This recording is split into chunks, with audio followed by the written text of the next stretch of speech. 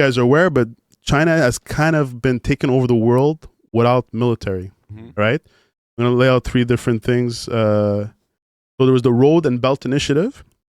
So basically what China would do is go to a country like Malaysia, Sri Lanka, and basically fund projects for them, like a new port, a new railway, bridges, new power plant, maybe not power plant, but basically like big infrastructure projects, inject like billions and billions of dollars in it.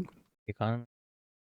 And they would give it to countries that obviously would never pay. Well, they assumed would never fucking be able to pay the fees and stuff like that. They would bankrupt. And what China does is, you can't pay? Well, why don't you give us this province, this territory, which happens to have like a mine in it or some sort of natural resources, something in the water, they can drill oil. So they've been taking territory that way. Have you heard of the man-made Chinese islands? You've heard of the Chinese man-made islands?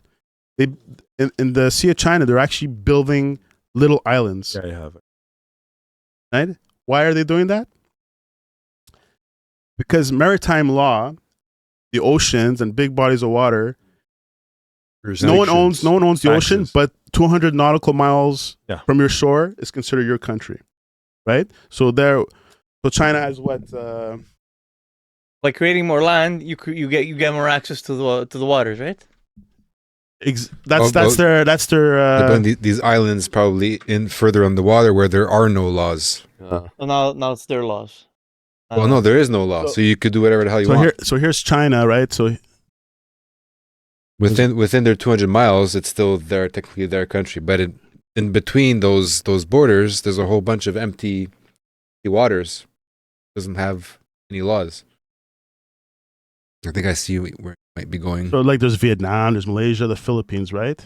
All these places. So if they start putting islands over here, well, not islands, like places like have resources like fishing, good fishing areas or oil and stuff like that. Let's say there's a place here. So it's part of the Vietnam because it's within 200. Vietnam has 200 kilometers of this area, let's just say. And here is a good place for fish, right? What China does, just builds an island over here. This island is China, and it's within our 200 mile thing. We can fish there. That's our land now. That's our body of water. That's one way they've been taking land and resources without military, right? It's not sound. That's why there's a lot of conflicts in the. See boats almost trying to hit each other. What? In the South China Sea, there's a lot of conflict. Yeah, with the boats with Vietnam, Philippines, Malaysia. Is there anybody? Brunei. Miss anybody? Anyways. Hey everybody, thanks for sticking around. If you're loving this content, hit the like button and subscribe and join to our awesome community. Ring that notification bell so you'll never miss a beat. Together, we're building something so special. Let's grow this channel and let's have some fun along the way. For some more content, check out these other fantastic channels. You got Check-in Habs, one-stop shop for all those things. Habs, sports, we got so much information on sports, guys. Come on. Hello. Checking accounts. Dive into the world of finance and economics, baby. Let's go. Big money. So that's it, fam. Come and check us out. So that's one way, one strategy they've been doing it without using military force to try and take over other people's lands and waters. Vietnam hates China. Yeah, right. Imagine Vietnam is actually allied to U.S. at this moment because of China. Really? Wow. Another way is salami slicing tactics, right? So what this is basically bordering countries. Like, they're not doing it to these countries, but I'm going to give you an example since we're here. So this is China border. They just slowly start building roads, crossing the border, building roads, actually the strategy is, it's a 5-step strategy. First, they send farmers and herds. So the cows, the things start going in that land, start cultivating. Exactly, not cultivating, but the animals start feeding there. So it becomes like an annual thing that they migrate there, right? Slowly. Then you know what? They start building little huts, so they stay. So they make like actual huts in like a neighboring country. Then they start building, little military posts, and they go inward slowly. That's why they call it salami slicing, because it's little slices that go in. Then they build roads. Then they actually start making villages. Why are these countries not doing anything about this? Because it's freaking China. They're scared. Well, those countries that I showed, those are not the countries he's doing it to.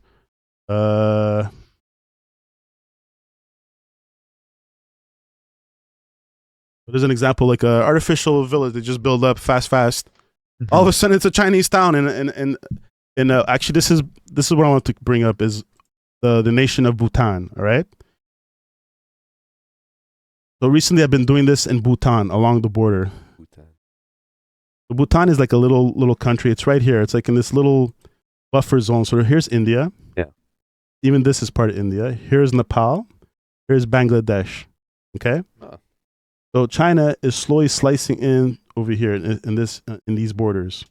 Little and Bhutan can't do nothing. It's not even a country. It's the kingdom of Bhutan. So it's not like they have really no power. Basically, they're like, okay, we'll let you do it, but just don't do it too much. And then next year they do it more. Like, okay, this time we'll let it, but like they're trying to. There's not really much they can do. They have already taken 12% of Bhutan's land. Wow. 12%. But this is Bhutan, so they did it here. So this is China on top, right? This is India. They did it here. This place, it used to be part of Bhutan, but they did an agreement a while back, so officially they gave it, okay, you could have it. Like, they're like, it was pretty much all taken. They signed something, and but that used to be part of Bhutan, the Kula Kari. Wow. They gave it. So now they're infringing more. And there's no armies here. There's a military post, but there's no really, it's just little villages of Chinese people just living there. So Eventually, and they're doing it at a corner at a time. So eventually, they're just gonna. Yeah. Well, the thing is, they're not even after Bhutan. This is the next thing. Why? So they're doing this to have a negotiating leverage. Negotiate what? It's to future. In the end, their main goal is to acquire this area, the Doklam area. All right. So this is not like official. I just saw some people, and this is like their theory is they're doing all this, and one day they're gonna go to Bhutan. Look, we'll make you a deal. Just give us this area around here, and we'll give you back all this land back. And to Bhutan is like, okay, that's a win. That's a fair deal. Give me this little section. It's psychological. Like even though you're losing thing, but you guess you're not losing that bad because you're gonna get back some land. So why this line? Why the Doklam Plateau? Doklam Plateau is a high ground. Military-wise, it's very. Because you have to understand, this is Nepal. This is like vast mountains. That's why the India and China really having clashes, because they pretty much have like a natural perimeter, like a natural like great wall, a military wall, and it kind of goes. It goes high here, but then it goes down. Okay. So Brian, why the fuck are you giving us a geographic course over here about the Doklam Get to area? the point now. But it looks like they have it already. It's already Second part in at the red. bottom. They want to go more. This is what part they have now, but they want to go more because this is the. Oh, that part. Okay. They want to kind of. So this would give them access like to roads and stuff to really go in this area quickly, like military wise. Okay. Why it is now India is worried. Why is India worried? Why do they care? First of all, they're worried about the influence in Bhutan because Bhutan was more of an ally to India. India invested a lot in Bhutan, but it was more of a reason because Bhutan was a natural like buffer zone between them and China, right? That's the good thing when you're a country, you want a little buffer zone. That's why the war in Russia and Ukraine, because Russia liked that idea of Ukraine being buffer zone from NATO. Yeah. Because military-wise, a foreign country in the middle of two countries, it's military, it's smart, right? It's safe. You're not going to attack another country just to have access to. Look at Iran, the hardest country, even though it's such a threat humanitarily. They're sitting pretty because they're not surrounded. They're all surrounded by allies around them. Exactly. Yeah, makes it for But sure. Israel, it's hard to get to. Anyways, go ahead. So, why does India care?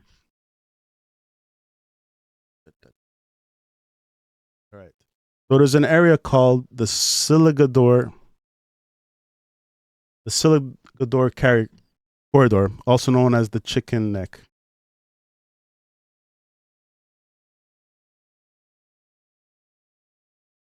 This area right here. So there's Bhutan, here's China. They want this piece of land. Why do they want this piece of land? Boom, right there. No, this would cut off this whole chunk of India away from the mainland India. This is a very good strategic. You have, if China goes quickly, attacks, takes over this area, it cuts off this India from the main India. These are two, they can't go through Nepal, they can't, unless Bangladesh lets them, or Nepal. But even at that, this is the fucking Nepal, this is the fucking Everest, this is the Himalayas over here. So this is why India is worried. So in the future, and this is like a hot boil like situation, and India does not like it. And just want to give you a heads up. You ever hear about India and China going to war? This would probably be the first step. It would be China's first step if It would be if it was an China's attack. first attack if they had to go to war with India. So that's I found that very fascinating. The chicken's neck. But obviously, China and India don't want to.